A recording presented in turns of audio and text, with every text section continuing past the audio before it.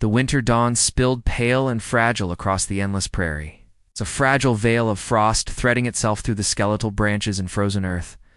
The sun rose slowly, reluctant to warm the world beneath the weight of heavy clouds. And the silence was so deep it felt like a breath held in the chest of the land itself. Cole Hartman rode steadily through the frozen white, his horse's hooves muffled by the fresh snow that clung like powdered lace to the rough fence posts and brittle grass. He wrapped his worn coat tighter around his lean frame, the chill seeping through the wool like whispered warnings. The cold was a quiet thing, a presence that lingered in the spaces between heartbeats, and he welcomed its company as a balm to the hollowness that had settled deep inside him. Cole's cabin, a modest structure of weathered logs and stubborn stone, sat like a forgotten relic at the edge of the clearing. Smoke curled in soft spirals from its chimney, a fragile promise of warmth amid the winter's unforgiving grasp. He had lived here alone since his brother's passing the year before, a silence that had grown heavy in his chest. As relentless as the biting wind outside, the loneliness was a steady companion, but there was a strange comfort in the quiet. A slow unraveling of time where memories and regrets drifted in the flickering free. As Cole approached the cabin, a flicker of movement caught his subtle disturbance in the snow near the door. He slowed Rufus, his horse, feeling a sudden tightening in his gut. The prints were small, hesitant, as if belonging to someone who had run far and fast, then paused, unsure whether to keep fleeing or to seek shelter. He dismounted silently, the snow crunching beneath his boots. The cold bit at his cheeks, but his focus was drawn to the fragile tracks leading to the cabin's side, toward the shadowed space where the wind moaned through the gnarled limbs of a bare oak. Inside, the cabin was warmer but still cold enough that breath rose in lazy clouds. The crackling of the fire was a soft melody against the howling wind beyond the sturdy walls. Cole's eyes adjusted to the dim light, and then he saw her. Hidden behind the wood stove, crouched in a tight ball, was a woman, her frame slight and trembling, wrapped in ragged layers that had been no match for the merciless winter. Her dark hair hung in loose strands, frost clinging to her lashes. Her eyes flickered with fear the moment they met his. She flinched instinctively, as if expecting a gun, a harsh word, or worse. But Cole said nothing threatening. His voice was low, steady, a whisper meant to calm the space between them. "You don't have to run. Not from me." The words hung in the air, soft as the snow drifting outside. She remained silent, watching him with wary eyes that held the weight of too many storms weathered alone. His gaze softened, and without pressing her, he moved to the hearth, stirring the fire to life, coaxing the flames to grow. The warmth spread through the room like a gentle promise. From a nearby trunk, he pulled a thick woolen coat and laid it near her. She hesitated, fingers curling around the edge. Before accepting the small comfort, a silence settled between them, fragile and taut. The woman, who Cole learned her name, was Naida Redbird, bore the mark of hardship etched in bruises, darkening her pale skin, and frostbite beginning to claim her fingertips. She did not speak of how she came to be here, only that she needed warmth, a place to rest. Her voice, when it came, was a whisper, carrying a lifetime of pain, too heavy to lift aloud. Cole did not ask questions. Instead, he moved with quiet purpose, fetching water, lighting a lantern, and building a small meal from the stores he had kept for himself. The smell of cooking beans and cornbread filled the cramped space, and Naida's eyes, wary yet grateful, followed each motion. When he placed a tin plate before her, the gesture was simple, but profound, a bridge built not from promises, but from actions. Outside, the town lay buried under its own judgment, swirling like the snowstorm brewing beyond the horizon. At the saloon, Martha June Wheeler, the widow who had long outlived her kindness, spread the news of a stranger seen near Hartman's cabin. "Saw her with my own eyes," she said, voice sharp as icicles, a shadow slinking through the snow. "You mark my words, trouble rides with her." Deputy Silas Crowder listened with a furrowed brow, suspicion coiling in his chest like smoke. "An Apache woman here?" "Harboring her's no good," he muttered, the words cold and unyielding. The whispers caught like wildfire, stoked by fear and the town's long memory of broken treaties and bloodied plains. The wind outside seemed to carry the gossip, or each flake a whisper of suspicion. Back in the cabin, where the fire crackled with life, painting flickering shadows on rough-hewn walls. Naida's breath came uneven, the frostbite stinging, but Cole's steady presence was a refuge in the storm. He fed her slow, patient sips of warm tea, his hands steady even as the weight of her story pressed between them. When she finally softened, whispering a phrase in Apache that meant "I acknowledge your kindness," his heart, long frozen, thawed by the fragile trust between them, Cole shared little of himself at first. A simple truth: his brother was gone, taken by the cold that came last winter, leaving a hollow where laughter once lived. No bitterness, no loud grief, just the quiet ache of absence. Naida listened, eyes tracing the lines of his face, understanding more in his silence than in words. There was a shared sorrow here, two souls adrift on the same cold sea. Her story spilled out slowly like melting icicles. Her village burned to ash, family scattered beneath the indifferent sky. She had run, fleeing men who hunted survivors like ghosts to be erased. Days passed in the snow, her body giving out near Cole's cabin. Death seemed closer than hoping, till she saw smoke curling against the gray horizon. A sign that life might still hold sanctuary. One tear traced a cold path down her cheek as she said, "I didn't think any place would let me breathe again." Cole's voice was a quiet vow. "A tether in the winter night? You can breathe here." The weight of that promise settled around them like a fragile quilt, stitched together with threads of trust yet unspoken. Night fell heavy and thick, pressing against the cabin walls with the howling wind. Then came the naka, sudden jarring sound that shattered the fragile calm. Cole's heart tightened as he moved toward the door, his eyes meeting Naida's. Her voice trembled, barely more than a breath. "If they find me, ... they won't let me live." The cold seemed to deepen in that moment, but so did the resolve in Cole's steady hands. He squared his shoulders and met the darkness beyond the door, ready to face whatever judgment the world had brought to his threshold. And as the snow drifted silently outside, the night held its breath with them, waiting to see if kindness could carve a home from the frost.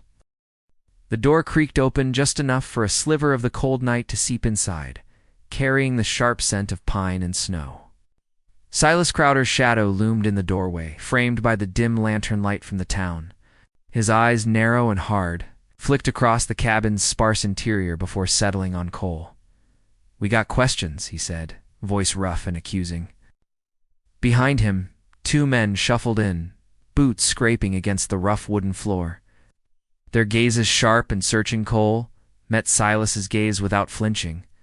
The weight of the world seemed to rest on his shoulders, but he carried it with the steady calm of a man who had long since learned to endure. "This is my home," Cole said softly, voice low like the growl of distant thunder. "Ain't nothing here but the cold and a woman seeking shelter." The men moved through the room, eyes scanning shadows for signs of the woman they sought. Cole stepped deliberately, positioning himself between the intruders and the corner where Naida crouched beneath the flickering light. Her breath caught, a quiet shudder running through her frame, but she did not cry out. The silence was thick with tension, fragile lines stretched taut between threat and mercy. Silas's voice cut through the quiet like a whip. "Harboring a wanted Apache ain't just foolish, it's dangerous." His eyes gleamed with suspicion, but Cole did not respond with anger or fear. Instead, he held a silence heavy with meaning. Finally he said, "There's no danger here, but the cold wind and the night. Ain't nothing more." After a long pause, the men exchanged glances, the hardness in their eyes faltering just enough for Cole to see. They left without another word, boots crunching against the snow outside, the cold swallowing their retreating forms. The cabin door shut with a resolute thud, sealing the fragile sanctuary once more. Cole turned slowly to Naida, who stood trembling in the firelight, shadows dancing across her pale face. She murmured, voice small and filled with self-reproach, "I bring trouble." "No," Cole said gently, stepping closer, the warmth from the fire softening the lines of his worn face.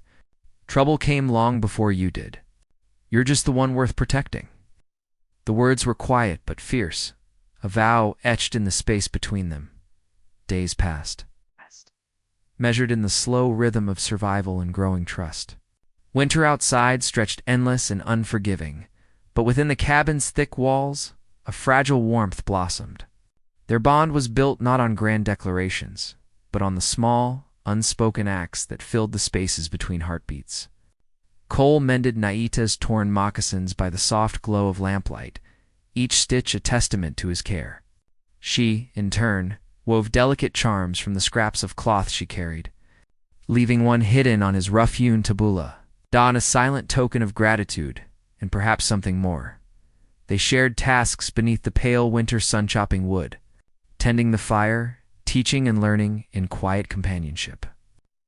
Cole showed her how to ride Rufus, his old horse whose breath came in steady clouds. And she taught him to move through the snow with the silence of a shadow, tracking footprints without a sound. Their hands brushed in passing, fleeting and charged. Yet neither spoke aloud the yearning stirring beneath. Town gossip swirled like the blizzard clouds beyond the hills. Martha June's sharp tongue whispered warnings. And Silas Crowder prowled the outskirts, a restless storm gathering strength.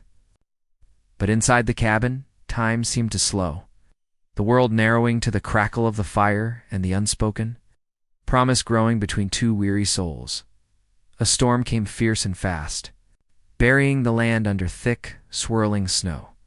For 3 days, Cole and Naida were trapped together, the harsh world reduced to the fragile glow of candlelight and the steady rhythm of shared breath. Stories unfolded like fragile petals in the warmth her mother's songs, carried on the wind of distant summers, and his dream of a home filled with laughter. No longer just an echo in the empty spaces of memory. One night, beneath the hush of falling snow, her fingers found his hand. The touch was tentative but brave, a silent confession spoken in the language of hearts. The fire flickered, shadows dancing as the room held its breath. Then came the distant crack of gunfire, a stark reminder of the world waiting beyond their fragile haven. Silas was drawing closer. At dawn, the storm's fury softened to a brittle stillness. But the calm was broken by the harsh sound of boots pounding through snowdrifts. Silas and his men stormed the cabin, the air thick with cold and accusation. Naida was seized with firm hands, her calm breaking only in the glimmer of despair in her eyes. She met Cole's gaze one last time before silence fell heavy between them, dragged through biting wind and piercing stares. She faced the uncertain judgment of the town of place, where fear and prejudice clung like the frost on the window panes. Silas proclaimed she would be sent away, bound for a future dictated by suspicion and chains. But Cole did not break. He rode into town not with a gun drawn or anger blazing, but with a quiet resolve that spoke louder than any shout. In the sheriff's office, he demanded to see Naida, his voice steady, unwavering against the murmurs of disbelief. "Townsfolk say you've lost your mind, standing up for her," one whispered. Yet Cole stood straighter, the pain in his heart forged into steel. "She's no criminal. She's someone who survived what none of you could bear." The room held its breath as Cole knelt beside Naida, her quiet strength a beacon in the sea of judgment. His words cut through the tension, clear and unwavering. "Pack your things. You're coming home with me." Silas's fury erupted, but Sheriff Boone stepped between them, his voice carrying the weight of law and conscience. The town's grip faltered. No charge held against Naida, no reason to tear apart what fragile hope had taken root. The door opened, and they stepped out together into the falling snow. Townsfolk watched in silence. Whispers softened into something like awe. Cole draped his coat around Naida's shoulders not as a claim, but as a shield against the cold world beyond. She leaned into him with a quiet trust that spoke of battles fought and the promise of peace. The wind carried their steps away from judgment and fear, a slow, steady journey toward a future unwritten. I learned that winter that a home is not made of wood or stone, but of the courage to stand beside someone the world refuses to understand. Dignity blooms in unlikely soil, a cabin in a storm, a heart thawing after years of frost. If you ever feel hunted by your past, remember this. Sometimes salvation arrives in the gentlest voice whispering, "Come home with me." May you always be brave enough to follow it. If this tale warmed you tonight, subscribe for more Wild West stories told by an old wandering heart.